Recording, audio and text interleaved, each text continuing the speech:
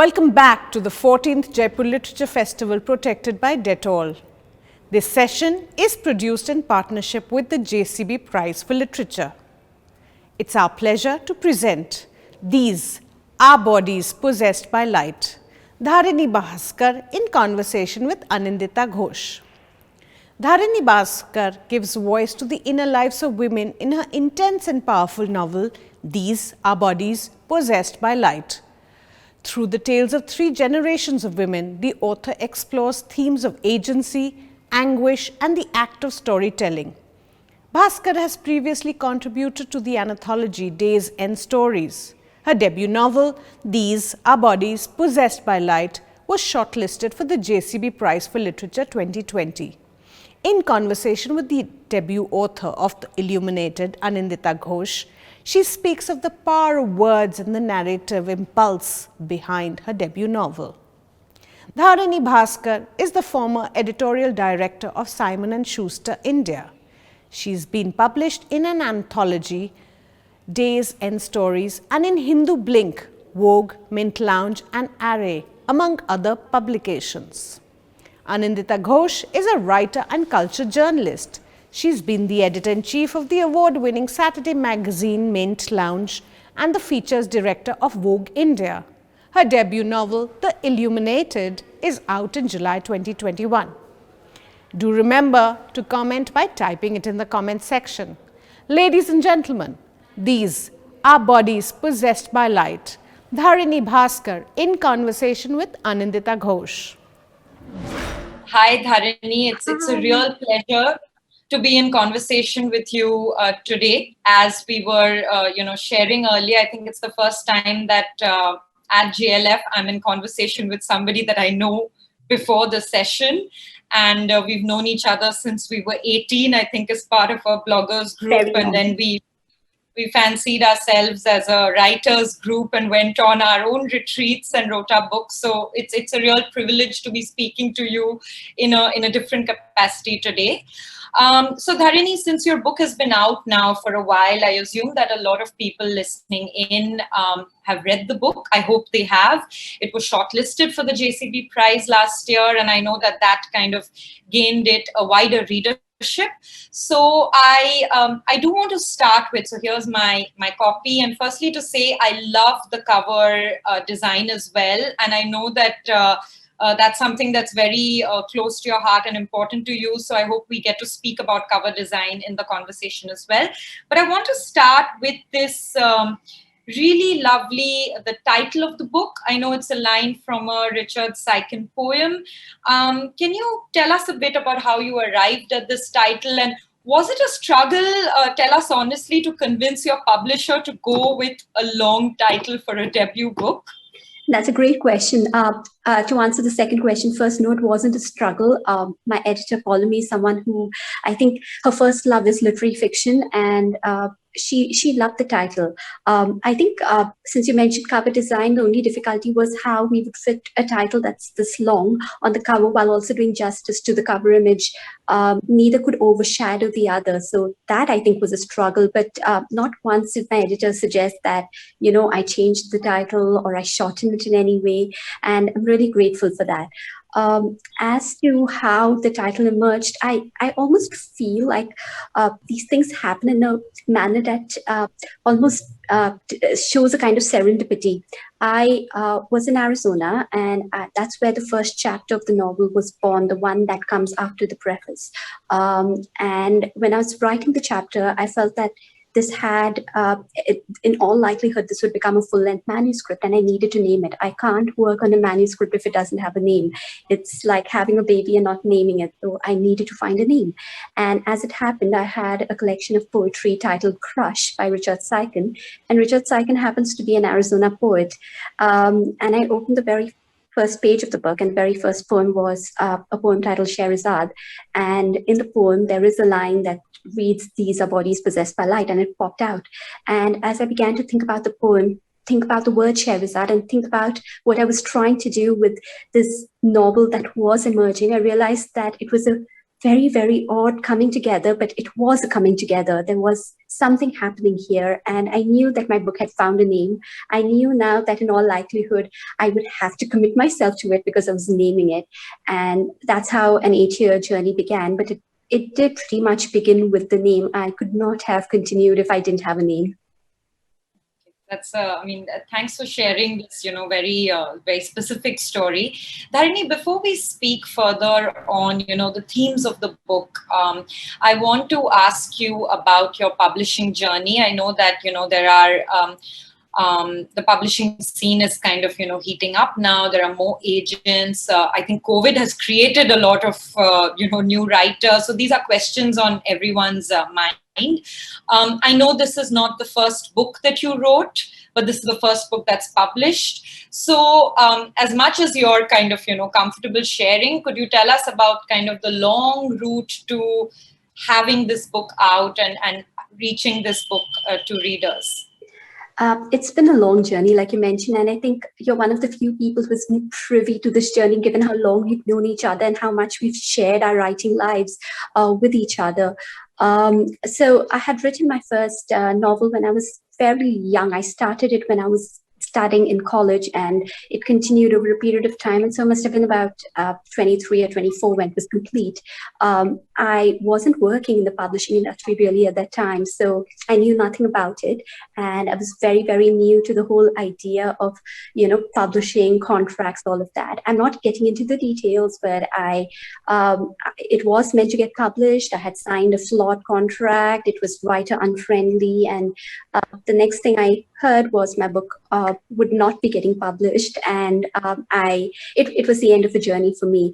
My first manuscript, for all practical purposes, was stillborn, and I was devastated. I didn't know how to pick up the pieces. I didn't know where to begin, and somewhere along the way, it struck me that the only thing I could do really was to start afresh. I didn't have the courage to go back to the first manuscript, so I started afresh. I started work on a new story, and I didn't know where it would go. I didn't know if I would encounter a similar experience, if the second manuscript also wouldn't see the light of day.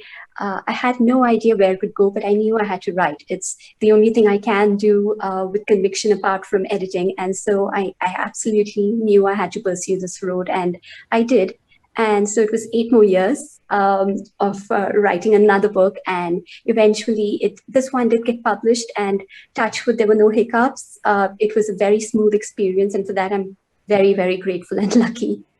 Right. So Dharini, your book has been, shortlisted, longlisted for more than one award. I know there was also the Atta Galata, and it's received really lovely reviews, over a period of time. That too, I think people are discovering it over time. So now that you're critically acclaimed Dharini Bhaskar debut author, have you thought of revisiting the first manuscript?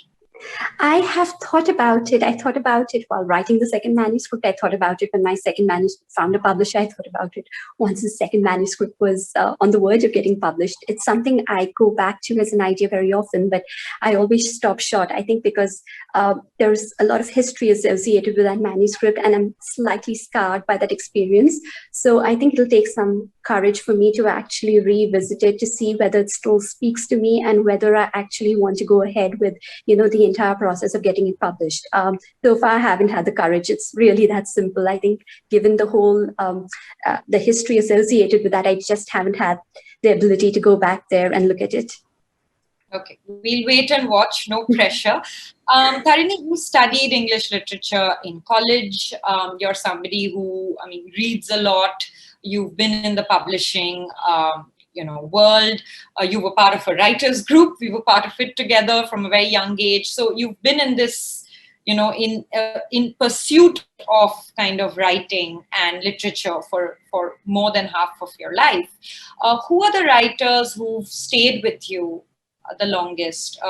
Who are the influences, that you feel one can feel more strongly in the book? You've quoted Anne Carson twice in your epigraph. So clearly she's somebody that you are really influenced by. But could you tell us a bit about your kind of, your literary evolution in that sense, from college to Dharini Bhaskar today? I think there are some writers who endure.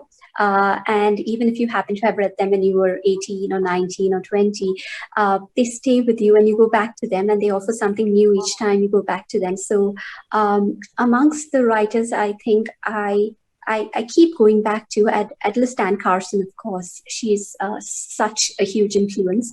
Apart from her, I'd say Virginia Woolf, James Joyce, and there are many others.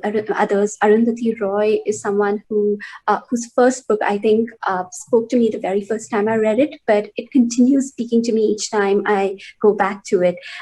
It's a long list of writers, but off the cuff, I can tell you that Anne Carson and Virginia Woolf are two overwhelming influences. Right. And I think the Virginia Woolf influence is so clear when one reads this book, but also reads your interviews or reads your other writing. You wrote a really lovely piece on Scheherazade being the story. I think it was for Mint as part of a JCB series. And the poem that your title is drawn from, the Richard Seiken poem, is called Scheherazade. So it's clearly something that's stayed with you. And I see there is a lot of wordplay. There's a lot of play with kind of onomatopoeia, but also just pure wordplay in the book, right? The girls speak in this kind of 3-word patterns, which really stays with you. I think that's unique. That's something that you invented as a vocabulary of this book. So tell us a little about why Scheherazade is the story, and tell me what your favorite word is. What is a word that you would pay $1 million for to not be taken away from you as a writer? That's such an interesting question. So I think the word would keep shifting. If you asked me this question 10 years ago, I'm sure it would have been a very different word. Today, I think the word is numinous. I love the word numinous. I love the cadence. I love the sound, but I also love its meaning, and the fact that you can unpeel it, and it's a word of depths. And so I absolutely love the word numinous, and if I could own it, I would. But I would also share it because it has so much to offer. As for the word Scheherazade, it really was. I don't think this is true for everyone, but for me, I often build around a word. So a chapter can be built around the word, but very often my novel also has this one word around which everything else clusters. So it's like a beehive, there's that one central word around which, and the word may not be obvious to the reader, but for me, it's the beating heart of the novel. And in this book, I think for me, the word really was Scheherazade because, like you mentioned, she's someone, in the book in which he features, of course, she's someone who speaks herself back to life. She's on the verge of dying and she has to find a way of surviving. And the only way she can survive is by weaving tale upon wave, by spinning fictions, by building word upon word. That's the only way she can live.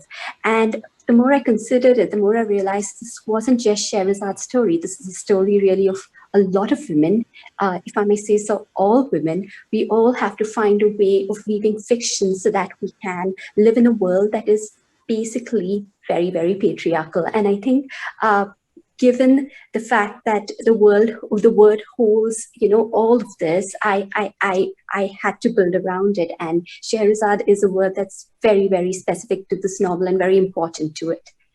Right.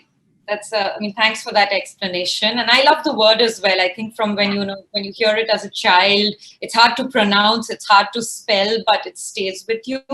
Since you spoke, Dharini, about women weaving fiction in a way to survive, I know, in all kind of discussions of literature, this idea of the unreliable narrator comes up a lot. But I think in your book, it's not so much an unreliable narrator as it is about the narrator is reliable, but memory is unreliable and perspective is unreliable and your point of view is unreliable.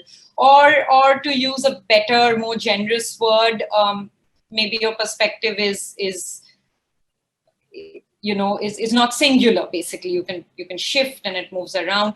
And there's one male character who's essentially absent, and many, almost 5 to 6 women, if you count all of them, right? Do you feel that men and women approach memory differently? Do men and women have different ways of remembering? Are women more prone to creating multiple memories because of patriarchal society, as you mentioned? That's a very interesting question. I'm very nervous about answering this question gender terms, because given the fact that gender itself is so fluid, and the fact that there isn't strictly a man or a woman and one way of defining either. What I would say though is that society influences the way memory is shaped, and I do feel that women are less likely to give voice to some of their memories than men, because they have less space to speak. So Right. I would say that in the case of women, a lot of memories do end up getting suppressed, repressed, or shifted just so that the memory is sanctioned by society at large. I think the pressure on men is a lot less to do this. We are far more forgiving of men, far less forgiving of women. The expectations of women to toe the line are far greater. So I think the way in which memory is handled by women, given the world in which women have to operate, the way they work with memory would be very, very different. And I think that really is a concern for me. And that's a concern that I think, while the book does not mention it in so many words, I think it does emerge along the way, that the way each of the women has to confront their memories of the past, and the way they have to shift it is very often dictated by the times they live in, and by the society they live in, and a society that is fairly unforgiving. Right. Dharini, what are your thoughts about your book being called women's writing? Or what are your thoughts about the idea of awards for, there is a women's writing award. It's a very prestigious award. A lot of people think it's actually more literary a prize than even the Booker Prize. So, not to kind of overlook all of that. But I'm asking you this question because your book, I do see it as a feminist book. It's ruled by female characters. Their concerns, their conflicts do arise from their position in the, gender spectrum. So what are your thoughts about this idea of women's literature, both as a writer and as a publisher? As a writer, I know I used to be very wary of the label women's writing. Until I came to embrace it, I began to realize that the way I define it is really important. And when I think about women's writing, I realize that it foregrounds the stories of ordinary women that are often marginalized, that are often sent off to the margins. We have this tendency to view women's writing as either sentimental or silly or irrelevant, when in fact, very often, they hold the seeds for some of the biggest movements in the world, global movements that we speak of with so much pride. I think all of them really have the seeds in the domestic, in the ordinary story of an ordinary woman battling everyday issues.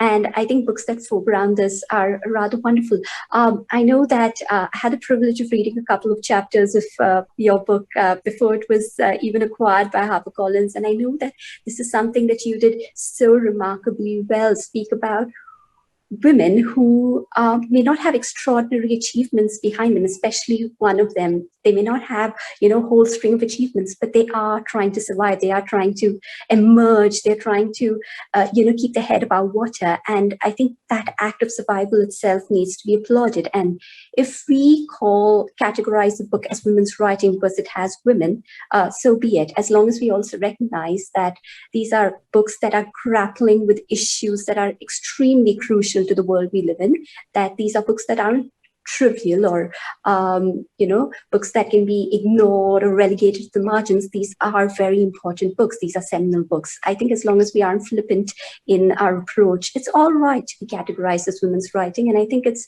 rather wonderful that we are celebrating writing by women or about women. Right. Thanks, Dharini, for that. So while, gender is one factor, there are so many other, factors of, discrimination or exclusion, from caste, class, race. The women in your book are relatively privileged in the sense that, they are educated, they are upper caste, they are, I don't think they're, plush with money, but they're fairly well-to-do, they're comfortable. Was that a question? Was that something you had to, grapple with or question? Did you once feel that while I'm talking about the conflict or the difficulties of these women, and it's a family, so they're all relatively homogenous, in their privilege, what about the others? I mean, I don't necessarily feel as a debut writer myself, I don't necessarily feel that it's the job of fiction writers to answer these questions. But I guess I'm asking you this question more from the perspective of a journalist. I think everything tends to become about issues. I know now, even filmmakers are scratching their heads about why, their 2-hour film is just being discussed because of one dialogue. Why is everything issue based? So I'm curious about what you think, on that topic. If that's something you thought about at all when you were placing your book. So when I was working on my book, these were ideas that I was working with. These were questions that I was working with as well. But I realized that I could only speak about a world that I was most closely aware of. If I tried speaking in a voice that wasn't my own, if I tried speaking for someone that I wasn't intimately acquainted with, there was a risk that I would not be letting them speak for themselves. Gayatri Spivak has spoken about, when will we let the subaltern speak? And that's a very important question to ask, but it's equally important to ask if the writer feels she has the tools that are necessary to give the subaltern the voice that she needs. I didn't feel that at this stage I could really speak in a voice that was authentic if I tried speaking for, say, the destitute or say the absolutely underprivileged, because it wasn't a part of my immediate experience. I, at that point, wanted to speak about a world that I was intimately acquainted with and that I felt I could cover in a voice that was authentic.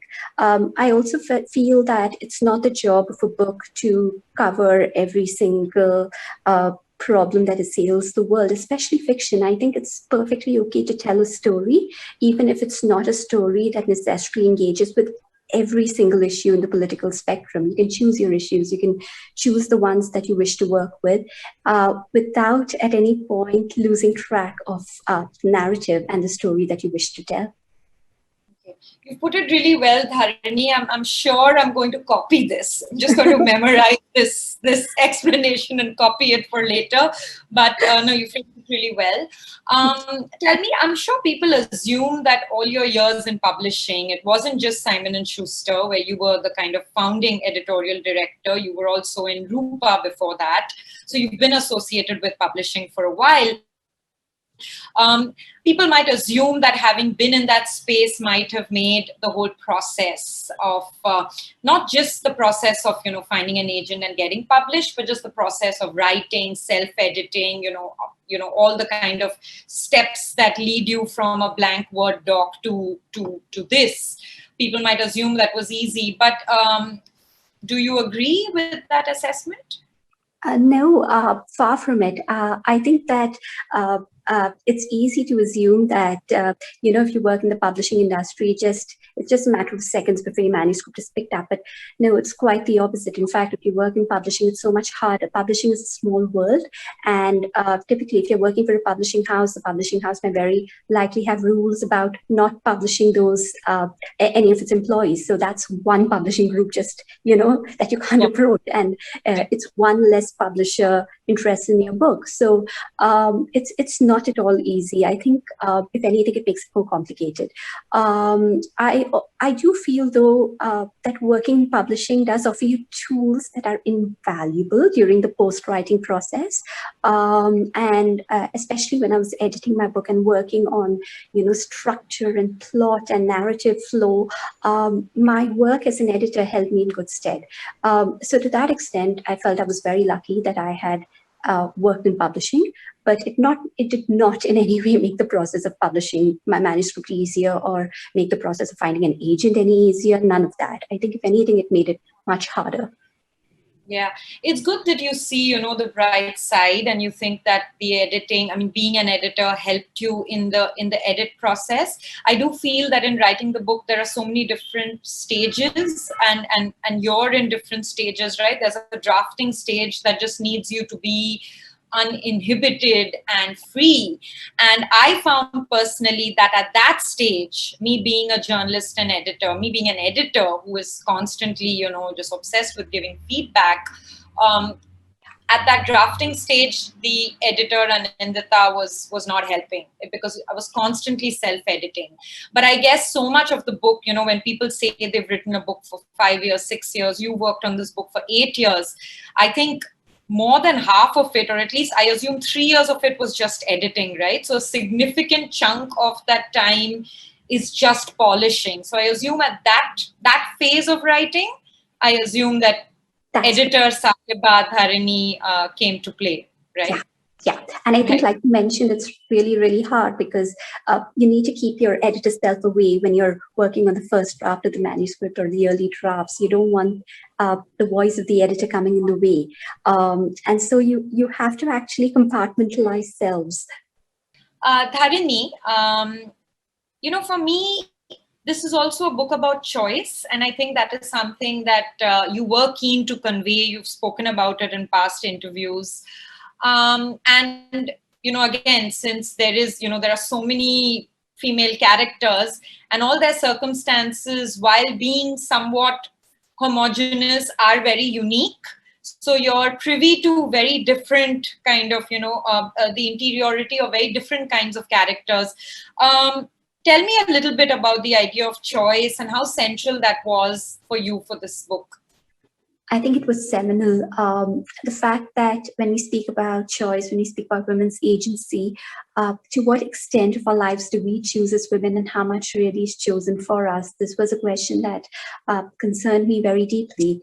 And it's something that I don't have an easy answer to, but I do know that given the world in which a lot of us as women operate, we often confront the illusion of a choice, but it isn't really a set of very real choices that we have. And a lot of us have to deal with really a set of non-choices. I remember, I think I might have mentioned this elsewhere, but I remember when I had watched an episode of Mad Men, which is a show I really like. There was this one point. I love it as well. I think it's the greatest of all time. Yes. I know. I think we've spoken about this, about how we could watch it again and again, because I rewatch episodes just because each one has so much to give us. But there was this one particular episode, I think it was towards the end, when Peggy, one of the main characters, she's saying goodbye to her lover, or her lover's telling her goodbye. And he says that, somewhere down the line, somewhere in the future, you'll be glad that this choice was made. And she told him, look at you, aren't you lucky to have choices? And I realized that this was 1960s New York, and Peggy was really someone who didn't have any set of real choices. And almost 50 years down the line, we are no better. We also have no real set of choices. Make believe we have choices, but do they really exist? And so this was a question that really concerned the novel and concerned each of my characters. Right. Dharini, you are interested in cinema. I mean, you consume a lot of cinema. I mean, clearly TV as well. We spoke about what? Not as much as you. Okay, it's not a competition, but I'm saying you do. Have you thought cinematically about this book? It takes us to a lot of spaces and places, and has a vast cast of characters. So, is that something you've thought about at all, visually? I did. I think cinema, given my deep interest in it, I think it does somewhat influence the way I write. And also when you visualize things, there are sections in which I've actually spoken about the camera's eye and about how certain characters, focus on themselves rather than focusing outward. I was very conscious of the camera moving at certain points. Also, the way in which the jump cuts happen, the zoom ins and the zoom outs, I think those were things I played with. And to that extent, cinema did influence the way the narrative flowed. I think there is a connection between the two, definitely. And I'm so glad you noticed that and you brought that up, because that is something I was playing with. Dharini, what are you reading now? How has COVID, how has the lockdown kind of impacted how you read, what you read? I know you have a toddler, so I'm sure that is a factor. More of your reading probably now is, toddler reading, but I'm sure you make time for, adult nutrition as well. So tell me about where you're getting your creative nutrition from at the moment. What are you reading, watching, listening to? Well, like you mentioned, almost all my reading revolves around things to do with children's literature. I look for children's literature, I buy children's literature, I read children's literature, I read it out to my toddler day in and day out. So, and he's going through a phase right now where he's really into books. So I'm not letting go of this moment, and I'm reading out all the books that I can find possibly. So I'm afraid the answer to that question is almost all my reading. Even when he's asleep, I'm looking up to see, whether there is a book that really interests me and is likely to interest him. So I'm constantly reading children's literature. But apart from that, I'm reading in the space of parenting, because that's the other area I'm deeply interested in: child psychology and gentle parenting. Anyone who follows you on social media would know. Yes. I'm afraid. So when I put posts up on social media, they're often notes to myself, but along the way, I find that it's useful to other people who are dealing with similar questions. So I say, why not? But really, it's so that, 6 months down the line, Facebook sends me a blurb to say, 6 months ago, you said this, and to help me remember what my parenting mottos are. So I post it mainly for myself. But yes, so I read a lot in the space of parenting. Now and again, when I get a chance, I turn to Anne Enright, who's a writer who has often spoken to me and who keeps me afloat in the world of adult reading. But otherwise, this is basically the terrain right now. I know it'll shift in due course, but for the moment, this is it. Okay. Dharini, this is a question I remember. I mean, I know that I asked Avni Doshi as well when I was in conversation with her, I think late last year for a column. And I think this is a topic that a lot of, especially young women writers, feel very strongly about, because it's a reaction to what they've seen and heard in the past. But do you feel that women are asked more about whether the book was based on their life? Does there tend to be a kind of biographical reading of writing by women? And why is that so? Has that been asked to you? How do you deal with it? Does it anger you? Does it irritate you? Have you been asked if Diya is you, essentially? All the time. I think that is the dominant question. It is true that women writers tend to be asked this question far more than men. And it is unfortunate, because the assumption really is that women cannot imagine worlds that have nothing to do with their own immediate existence. I have nothing against autobiographical writing. I think some of the most luminous writing very often ends up being autobiographical, especially first books. It's not unusual for them to have, strong autobiographical elements, and there's nothing at all wrong with that. But to pose this question to women writers and to exclude this question while interviewing male writers is slightly unfair, and it does tend to happen a lot. The underlying assumption constantly is that women somehow cannot step beyond, the confines of the world that they inhabit, and even if they imagine, it has to be within very narrow confines, which is very unfortunate and very bigoted at some level. I am constantly asked this question, yes, and my answer always has been that, it's very hard to dissociate yourself from the character that you've spent 8 years with. She has grown with you, you grow with her. So to that extent, your lives are linked, and you can't quite say where one begins and the other ends. But to say that that makes writing autobiographical is also shortchanging the imaginative process. There is a great deal of work that goes into imagining a character to life. And but there is also the fact that once you imagine her and she becomes a living being, she's interacting with you. And so you influence each other. But that does not make writing autobiographical by any means. Thanks for that. Dharini, because I assume that a lot of, aspiring writers, would be listening in and taking notes. Tell me 3 books that you've read that were extremely crucial to making you the writer that you are today. 3 books. I think Waves by Virginia Woolf. That changed the way I perceived language entirely, especially cadence and rhythm. And it made me realize that while we tend to talk a lot about plot, there is a world beyond that. And very often language itself can be plot, it can be story, it can be all. So there's that.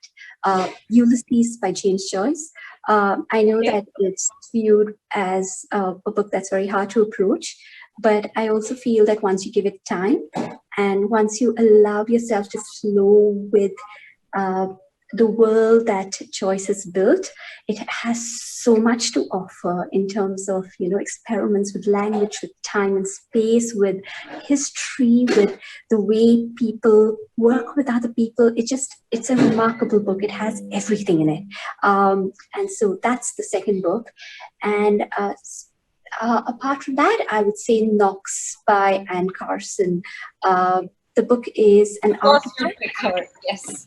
Yeah, for me, the book is an artifact. It's not just a book. It reminds us about why books are physical things, about why, even while we might have Kindle and while we might have ebooks, there is the physical book. And this is an elegy to her brother, and it holds grief within it. The accordion folds of the book open out and you see grief unfolding. It's just one of those books that at once devastates you and leaves you in awe. So yeah, those are 3 books. Thank you, Dharini. I don't think we have much time, but because I know that, your book cover has also been nominated and shortlisted for a bunch of kind of book cover design awards, right? So can you tell us a little bit about the cover design, and then we could, we'll end on that note of art. I'm so glad you asked that, because I think the cover... Hold it up while you speak so people can see it. Yeah. No, I love this cover, and it's been the person who has dragged this cover to life is Harshad Marathe. He's an extraordinary artist, and we spoke before the cover was designed, and he just got it. The very first image he sent me, it was just there. He knew exactly how to bring the book to life, and that's something I've noticed time and again with Harshad. He does that with every book he takes on. And for me, the cover spoke to me the very first time I saw it, the very first time Harshad shared an early draft with me, because if you look closely, there are the silhouettes of various women merging. It's almost as though you can't tell where one story ends, where another begins, because the stories are all interwoven, our lives are linked. And there's also kind of very elegant dance, right? They're also kind of fluid. Yes. Yeah, it's all like those watercolor figures. I know, absolutely. And also the fact that, it doesn't have a very definite form. And I think that's true for all stories as well. We can't box them in. They sort of, they resist boxing in. And that's true for his illustration as well. So it manages to convey all of this at once. And he's done an extraordinary job. Bhavi Mehta took over after that to really create the cover design, to ensure that the font and the image, spoke to each other. And again, she's someone I've worked with professionally, as I have with Harshad. But both of them really are wonderful at what they do. And I'm so lucky to have had both of them on board. Thank you, Dharini, and thanks so much for this conversation where you really took us into a lot of... I just want to add that I can't wait to start diving into adult fiction with your book. I think I'm waiting for that. So once it's published, it'll be my foray. For my book, if that's the first adult book to read in a year, that'll be wonderful. Thank you, Dharini, and I hope your book finds many more readers, and it already has. And thanks so much. All the best for your book. I think it's going to be the debut book of the year, really. It's the book that we are all looking forward to. Thank you. Thanks. And thank you, GLF, for, getting us together for the first time, actually, to speak. Thank you, Dharini, and thank you, Anindita, for that beautiful insightful and warm conversation that we just heard between the both of you. You all highlighted the intense inner lives of women. Thank you for sharing that with us. We thank the JCB Prize for Literature for supporting this session and our celebration partner Diageo. Thank you all for watching and being the great audience that you know you are. Do stay logged on and continue to watch the sessions that are left of this version of the festival. These all have been specially curated for you.